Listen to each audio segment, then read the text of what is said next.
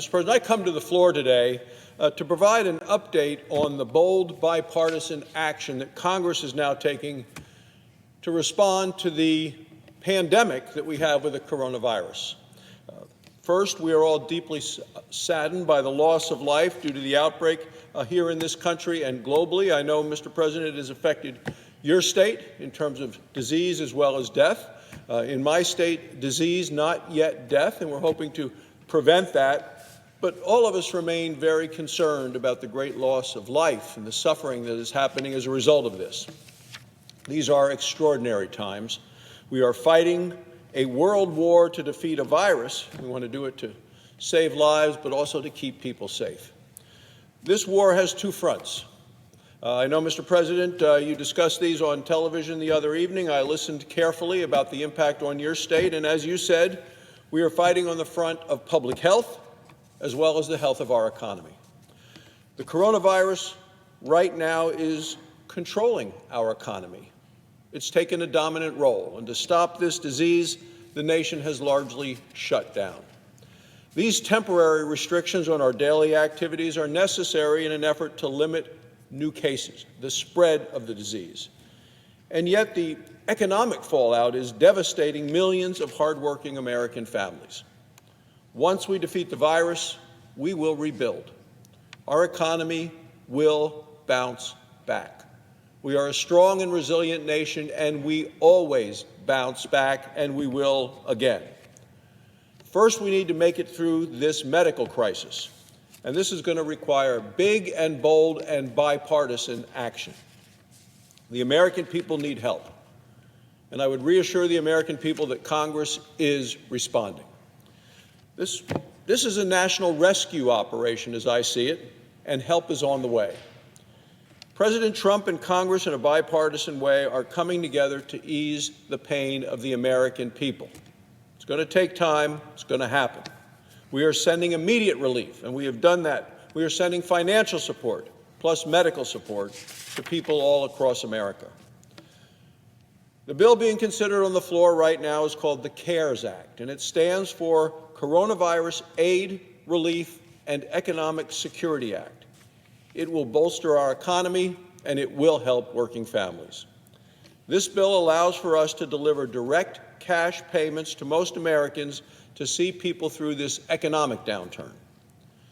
Small businesses, people who work in small business, and people who own small business will receive federally guaranteed loans to help them stay viable, to keep the businesses viable, so they can keep their employees on the payroll until we get to a point where they are, from a disease standpoint, able to reopen the businesses. We want them to be viable when the day comes that businesses can reopen all across America. So the CARES Act is major legislation that will stabilize our economy and protect American jobs. It also includes critical new support for our health care workers and for patients. Now, I have introduced bipartisan CARES Act language along with Senator Michael Bennet of Colorado with regard to health care. The goal is to provide immediate relief for rural hospitals, for small community hospitals, and for small physician practices. During this crisis, rural hospitals and small health care providers are on the front lines providing urgent care. They continue to work round the clock, keeping communities in Wyoming and across the country safe. These providers are stretched like never before. Now, I've talked with several of them in Wyoming over the past 24 hours, talked to one this morning, Mr. President, whose coronavirus test has come back. It is negative, and he is back in the fight today in the hospital. Our bill provides rural hospitals with aids in the form of federal grants based on insurance payments. This will help make up for lost revenue due to the forced cancellation of elective surgeries. And of course, these are surgeries that have already been scheduled and planned. Patients needing surgeries, but in terms of providing to make sure that we have the resources needed at those hospitals, the beds available, and the personal protective equipment, elective surgeries have been canceled.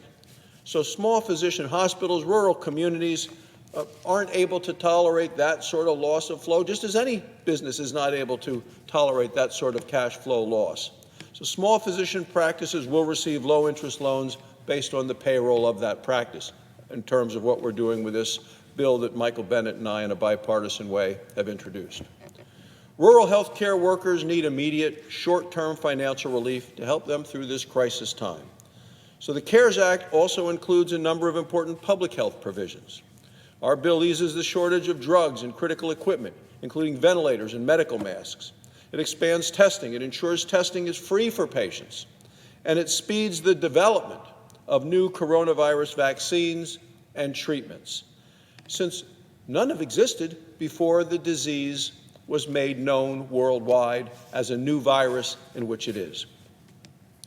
The CARES Act that we're looking at today on the floor of the Senate also protects patients through the expanded use of health savings accounts for telehealth. It expands telehealth access for Medicare patients. It increases Medicare payments to hospitals treating coronavirus patients. The CARES Act will help employers and workers weather the storm that we are facing because of coronavirus. Once the storm passes, Mr. President, you know, as do I, that the American economy will continue to recover. The CARES Act is the third coronavirus emergency bill considered in the Senate. The first two have already been passed into law, signed by the President. Earlier this month, Congress passed two major relief packages. The first, an $8 billion emergency funding bill for our health care system. The second, a $100 billion bill to provide additional relief to affected families, to small businesses, and to workers. These three relief measures are only the beginning. More legislation will be coming to address this unprecedented economic and public health care crisis. Once we defeat the virus, the economy will recover. America will be back. The American people are strong. We are resilient. We are determined to get through this, and we will. We're all Americans. We're all in it together. But be assured, Congress will stop at nothing to assure that America and Americans survive and revive and thrive. Mr. President, this storm will pass. The people of the great nation will emerge stronger than ever. Americans will defeat the coronavirus together. Thank you, Mr. President. I yield the floor and suggest the absence of a quorum.